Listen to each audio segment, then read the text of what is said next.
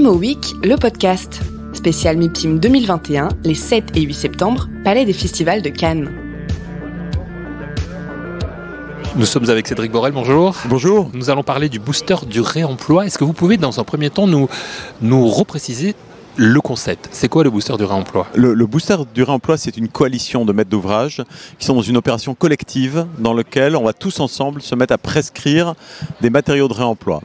Pourquoi? Parce qu'on en trouve partout. Tous les gens qui font un curage ou qui font des travaux un peu lourds trouvent du matériel viable et personne jusque-là n'avait pris vraiment le pli d'essayer de le prescrire et de l'installer dans ces opérations neuves.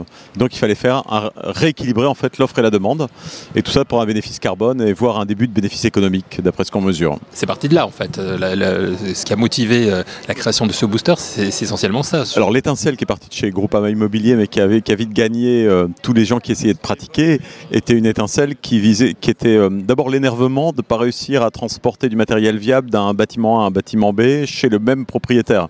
C'était un peu absurde tellement les habitudes étaient contre ça, les normes, les réglementations ou l'assurance, tout le monde s'en faisait une montagne et du coup on ne faisait pas. On détruisait d'un côté et on rachetait de l'autre. Donc maintenant on arrive à faire le pont entre les deux. Et c'est surtout né de ces quelques frustrations sur quelques opérations qui sont restées célèbres dans les annales, mais dans lesquelles les gens se sont dit, bon maintenant il faut que collectivement ça devienne une opération normale, une opération courante dans le bâtiment. Et c'est une initiative qui a séduit, parce qu'il y a de plus en plus de sociétés qui adhèrent à ce booster, qui œuvrent dans ce booster. Oui, ça séduit. Et puis les chargés d'opération, les équipes adorent ça parce qu'on a envie de faire quelque chose pour la planète en ce moment. Hein. On a une éco-anxiété un peu généralisée. Là, il y a quelque chose de très concret à faire. C'est de réussir à passer le matériel qu'on identifie d'un point A à un point B. Ou alors, quand vous mettez en œuvre des familles de matériaux qui sont maintenant complètement normales et courantes, dérisquées en fait en termes de cahier des charges, hein, du faux plancher, des faux plafonds, des cloisons. Mais voilà, il y a une douzaine de matériaux maintenant que vous pouvez commander en réemploi de manière commune et courante sans risque.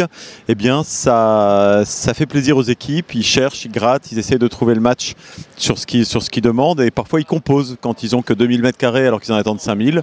Est-ce que la couleur des deux derniers étages doit être celle de ceux d'en bas? Il y a des vraies questions qui sont maintenant liées à la disponibilité de la ressource. C'est très marrant. Et ça arrive au bon moment, parce qu'on entend parler de pénurie de certaines ressources, de certains matériaux.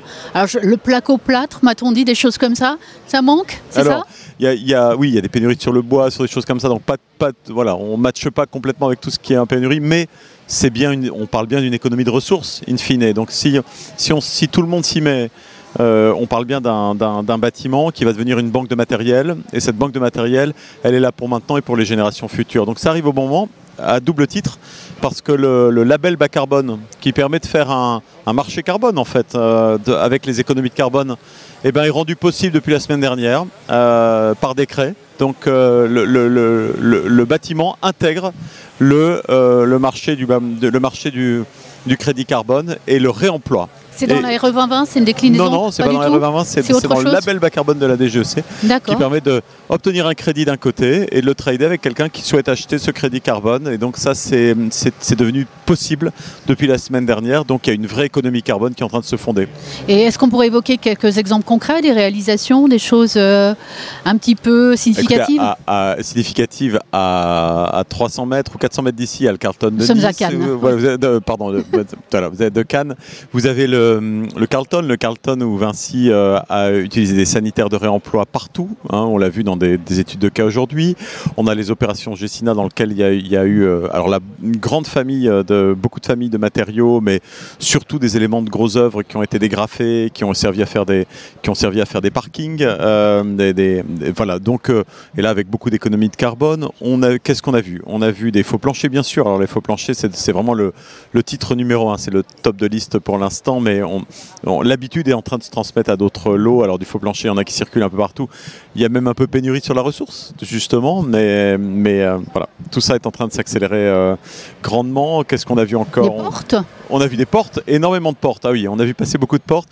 Et on a vu passer aussi de la nature en bac. On en a devant nous, là, de la nature en bac, dans lequel... Des palmiers ou un genre de palmier? C'était des palmiers, tout un certain nombre de la nature en bac. Je ne me souviens plus de la liste exacte, mais finalement, la mairie de Paris a décidé de se séparer de tout plein de lots et les acheteurs se sont trouvés de l'autre côté en trouvant justement un emploi pour tout ça. Et ils ont donc, comme c'était pas cher, parce que c'était du réemploi, ils ont triplé la surface verte dans le bâtiment et on est chez Colliers. Voilà. D'accord, donc Colliers a repris oui, a repris tous ces éléments-là. bacs ou je ne sais quoi. Oui. Voilà, mais on a un sac à anecdotes qui déborde et puis si on plus sérieusement, c'est 220 flux qui sont sortis, qui ont été demandés par les boosters du réemploi sur 122 projets. 220 flux pour être flux de matière, enfin l'eau, appel de matériel par une opération. Et donc qui ont été postés dans cette plateforme qui permet d'afficher une demande au marché pour que les gens le fournissent. Et on a 24 débouclages d'opérations, c'est-à-dire de fournitures qui ont vraiment transactions qui sont vraiment faites derrière pour l'instant. Après, on observe ce qui se passe sur le reste, quoi. Alors justement, c'est quoi la suite? Est-ce qu'il y a sujet ou quelque chose dont on pourrait parler? On a fêté l'anniversaire du booster du réemploi aujourd'hui. On l'avait lancé au MIPIM, dans ce MIPIM très étrange de 2020 l'année dernière, qu'on a très vite oublié aujourd'hui. Et donc cet anniversaire pour nous, c'est davantage de boosters, une spécialisation. En deuxième année, il y aura sûrement une petite zone pour les gens du retail qui ont des besoins spécifiques. Il y a une possibilité d'internationalisation, puisque beaucoup de gens nous demandent de le faire dans d'autres plaques, dans d'autres endroits, d'avoir l'effet booster en dehors de nos frontières. Europe ou plus loin Europe, encore? bien sûr, proche, très proche, Benelux et peut-être UK, alors c'est pas l'Europe. Mais... Et derrière, on nous demande aussi de pourquoi pas éventuellement aider certaines zones de territorialiser en fait le booster, c'est-à-dire de créer aussi un mouvement de maîtrise d'ouvrage, mais plus localisé, comme les réponses sont souvent locales en termes d'entreprises, d'emploi social et solidaire et de fournisseurs. Pourquoi pas aider à faire monter en gamme la maîtrise d'ouvrage dans les régions, parce que les entreprises des boosters sont des entreprises nationales et leurs équipes lyonnaises, bordelaises, toulousaines, lilloises, brestoises ou strasbourgeoises souhaitent aussi se mettre à cette nouvelle pratique et ont besoin d'aide, mais qui s'inscrit dans un contexte de connaissance des circuits locaux.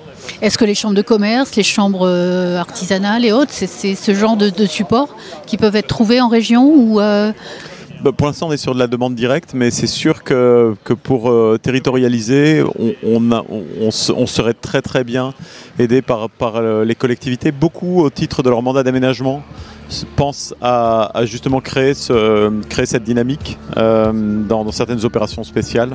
Et on va essayer d'en concrétiser l'an prochain. Merci Cédric Borel. Merci. Imo Week, le podcast. Spécial MIPIM 2021, les 7 et 8 septembre, Palais des Festivals de Cannes.